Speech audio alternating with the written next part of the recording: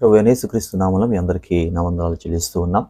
సమయంలో మన యొక్క ఆత్మీయ జీవితంలో మనం ప్రశ్నించుకోవాల్సిన విషయము, కొన్ని పరిస్థితుల్లో కొంతమంది కొరకు మనం ప్రార్థన చేస్తూ ఉంటాం. రక్షణ లేని వారి కోసము, రక్షణ పొందుకుని నిర్లక్ష్యంగా ఉన్న వారి కోసం కూడా మనము ప్రార్థిస్తూ ఉంటాం. కొన్ని పరిస్థితుల్లో మనకు జవాబు రాకపోవడం చూసి మనము నీరసించిపోయి మనం కృంగుదల ఉండిపోతున్న పరిస్థితి మనం జ్ఞాపకము చేసుకోవచ్చు. అయితే కానా వివాహాన్ని మనం జ్ఞాపకం చేసుకుంటున్నప్పుడు కానా వివాహానికి యేసుక్రీస్తు వారు ఆ యొక్క వివాహాన్ని పిలవబడి ఉన్నారు. అయితే ద్రాక్షరసం అయిపోతున్న పరిస్థితుల్లో యేసుక్రీస్తు వారు శిష్యులను పిలిచి, అయ్యా ఈ యొక్క బాణలు మీరు నింపండి, నీటితో నింపమని చెప్పినప్పుడు ఎందుకు ఏమిటి అని వారు ప్రశ్నించక వారు రాతి బాణల్లో నీటితో వారు నింపిన పరిస్థితి మనము చూస్తూ ఉంటాం. నీటితో నింపటమే శిష్యుల యొక్క పని, అంతేగాని అది ద్రాక్షరసంగా ఎప్పుడు మారుతుంది, ఎందుకు మారుతుంది అనేది వారికి అనవసరం. కాబట్టి మన జీవితంలో మనం కూడా ప్రార్థించవలసిన బాధ్యత మన మీద, కానీ కార్యం చేయవలసిన మాత్రము దేవుడే. కాబట్టి మనము దేవునికి అప్పగించుకుందాం.